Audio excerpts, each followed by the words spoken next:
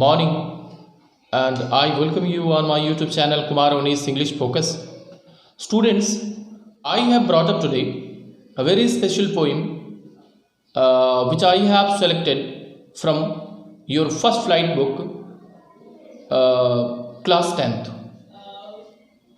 Students, I have selected a poem How to Tell Wild Animals by Wales by Caroline Wales. Students, if a question is being asked to you that what is a poem, then what the reply you can give. The second question will be asked to you that what a poem gives us, or what does a poem give us. Let me tell you what a poem gives us. Actually, a poem gives us only enjoyment. Only and only enjoyment. Students, how to tell wild animals?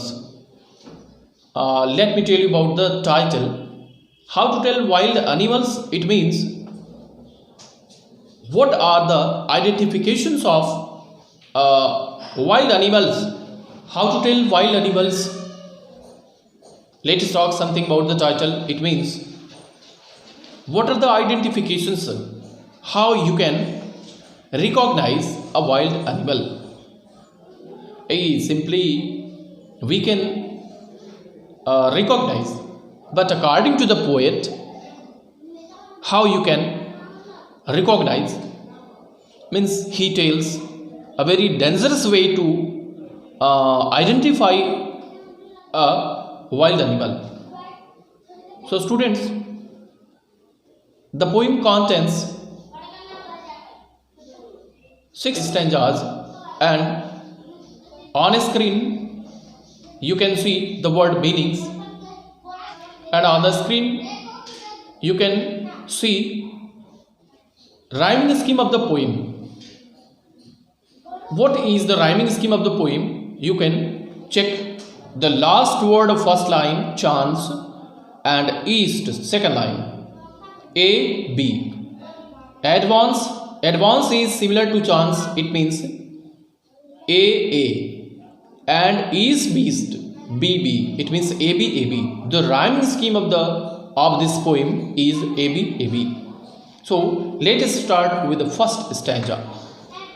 Before starting, I tell you, actually this poem has been divided into 2 parts. In first 3 stanzas, the poet has described the identification of only those animals which are from cat family, as lion, leopard, tiger. So let's learn. If ever you should go by chance to jungles in the east, and if there should to you advance a large and tawny beast, if he roars at you as you were dying, you will know it is the Asian lion. It means if ever you should go by chance to jungles in the east, the poet says here, if you get a chance to go into the jungle and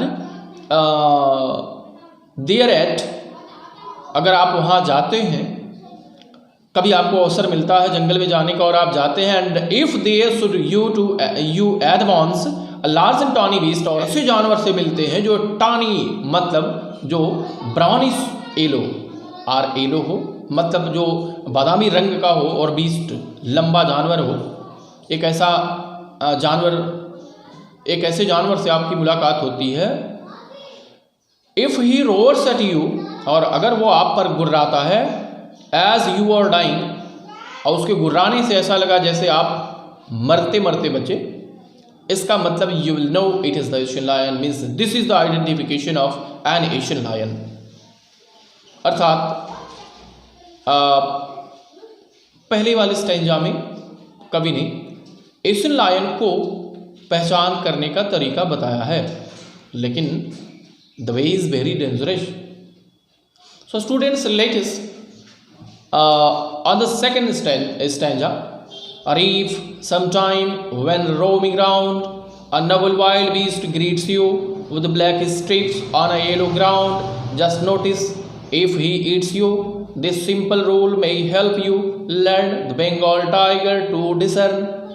और if sometime when roaming round, या आप कभी जंगल में गए हैं और वहाँ आप घूम रहे हो, तो Nobel wild beast greets you, एक बड़ा विनम्र दिखने वाला जानवर अगर आपसे मिलता है, with black strips on a yellow ground, अर्थात ये कि उसका शरीर एकदम पीला होगा और उस पर काली काली धारियां होंगी, उसके शरीर पर बनी होंगी. अगर ऐसा कोई जानवर आपके सामने आता है और आप देखते हैं और आप ये देखते हैं कि वो आपको खा सकता है, it means this simple rule may help you learn the Bengal tiger to discern. It means definitely वह और कोई नहीं बल्कि बंगाल टाइगर हो सकता है. अर्थात दूसरे वाले स्टैंजा में कवि ने हमें बंगाल के टाइगर का आइडेंटिफिकेशन, उसकी पहचान बताया है, but the way is so dangerous. Now third stanza, if strolling fourth a beast you view, whose hide with spots is peeped, as soon as he has leapt on you, you will know it is the leopard. It will do no good to roar with the pain, he'll only leap and leap again.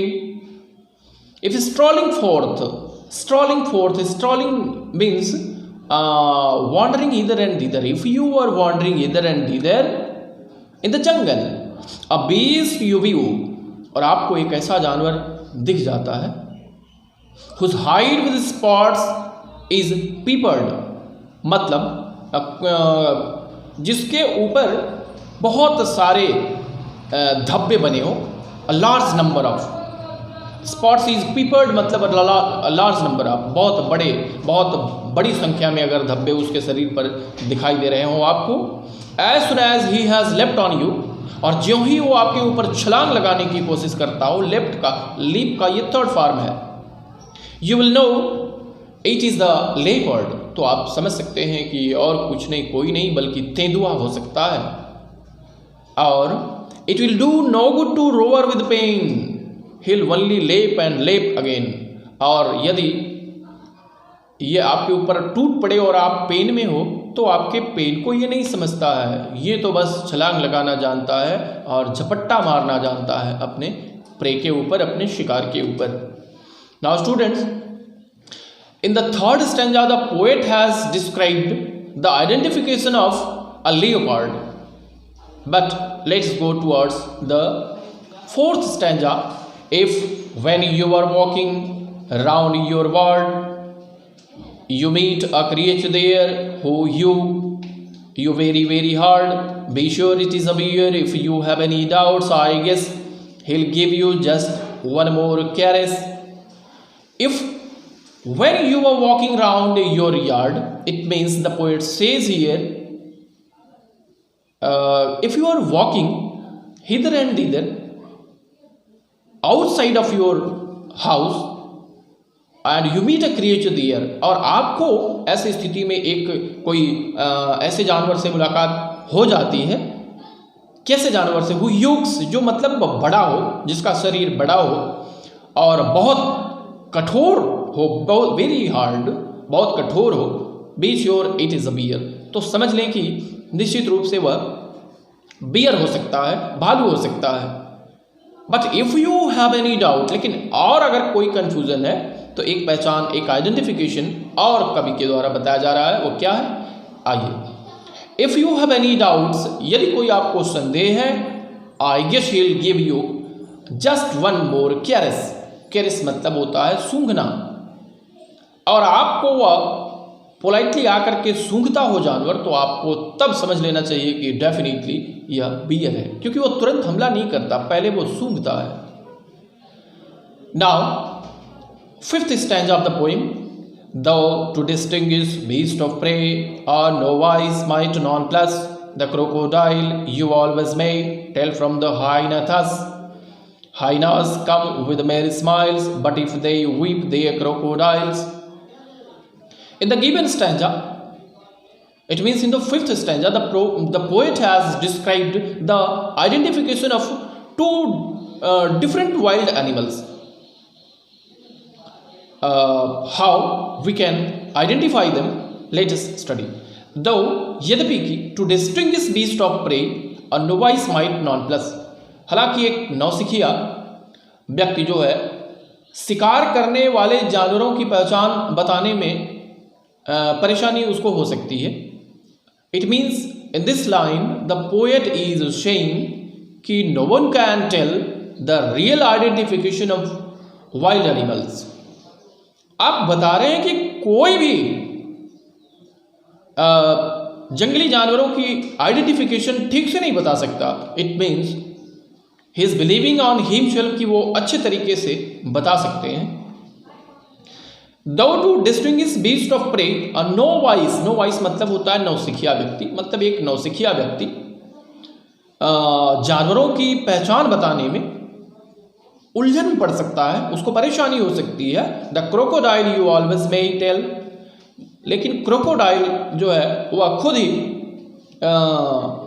बता सकता है आपको. From the हाइनाथस, आपको बता सकता है कि कैसे हाइनास उससे अलग होते हैं. अब hyenas, let us talk about this wild animal. Students, शायद आप भी जब छोटे रहे होंगे, बहुत छोटे, अपनी माँ की गोद में, तो माँ अक्सर दूध पिलाते समय हमें डराया करती, पी लो नहीं तो लकड़बग्घा आएगा. और हम इमेजिन किया करते थे ये लकड़बग्घा कैसा हो सकता है. बड़े हुए तो पता चलता है ओ हाइना उसको बोलते हैं अंग्रेजी में. तो द क्रोकोडाइल, ये दोनों, इट मीन्स पोएट ये बताना चाहता है कि ये दोनों जानवर जो हैं लगभग लकड़बग्घा और जो ये क्रोकोडाइल है, ये दोनों लगभग समान आइडेंटिफिकेशन वाले हो सकते हैं. लेकिन एक इनमें भिन्नता है. कैसे आप पहचानोगे? एक भिन्नता ये है, hyenas come with merry smiles. जो हाइनास होते हैं वो हमेशा स्माइल करते रहते हैं, ऐसा लगता है जैसे वो हंस रहे हों. लेकिन but if they weep they are crocodile. लेकिन वही जब इस तरीके का कोई जानवर जब रोता हुआ आता है, मतलब एकदम सीरियस होकर के, तो आपको समझ लेना चाहिए कि निश्चित रूप से ये क्रोकोडाइल है.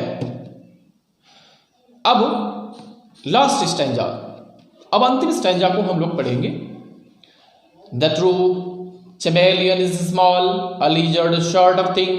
He hasn't any ears at all and not a single wing. If there is nothing on the tree, it's the chameleon you see.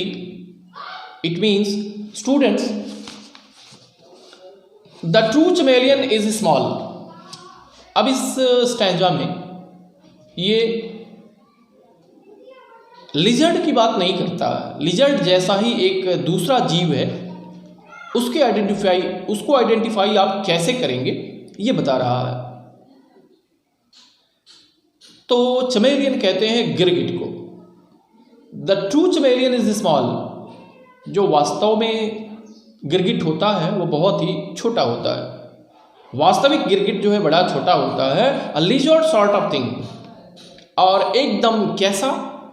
A lizard, as a lizard, एक छिपकली के जैसा, जो हमारे और आपके घरों में मिलती हैं. He hasn't any ears at all. He hasn't any ears at all, अर्थात उसके कोई कान नहीं होते हैं. और and not a single wing, न उसके पंख होते हैं.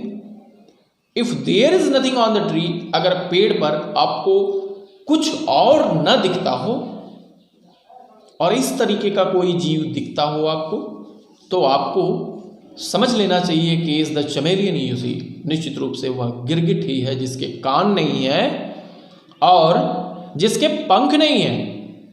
तो स्टूडेंट्स, इस तरीके से the poem is over here and the poem doesn't convey any serious message, but only it conveys a humorous thoughts, a humorous idea। कविता को पढ़ करके हम प्रसन्न हो जाते हैं बस। तो स्टूडेंट्स, आगे स्क्रीन पर आपको क्वेश्चन, इम्पोर्टेंट क्वेश्चन आंसर्स भी मैं दे रहा हूँ, आप उन्हें देखें और अपना नोट्स तैयार कर लें। So students, thank you, have a good day. जय हिंद, जय भारत।